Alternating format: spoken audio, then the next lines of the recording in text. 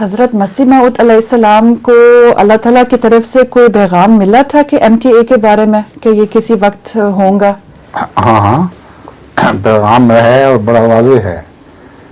حضرت مسیح موعود علیہ السلام لکھتے ہیں ایک جگہ کہ یہ جو بیتوں کا نظام ہے کہ بیتیں لکھ کے بھیجی جاتی ہیں، ایک وقت آئے گا جب کہ اس کے امکان نہیں ہوگا، بیتیں لکھ کے بیت فارم بھجوانے کا سوال نہیں ہوگا، بلکہ بجلی کے کوندے کی طرح ایک جگہ سے پیغام دوسری جگہ پہنچے گا اور اس ذریعے سے بیتیں ہوں گی.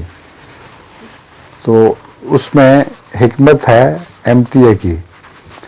اسی طرح حدیثوں میں بھی آتا ہے، خصوصاً شیعہ حدیثوں میں، کہ امام مہدی بات کرے گا ایک جگہ سے مشرق کی طرف کہ لوگ بھی سنیں گے اس کو اور دیکھیں گے، اور مغرب کے لوگ بھی سنیں گے اور دیکھیں گے.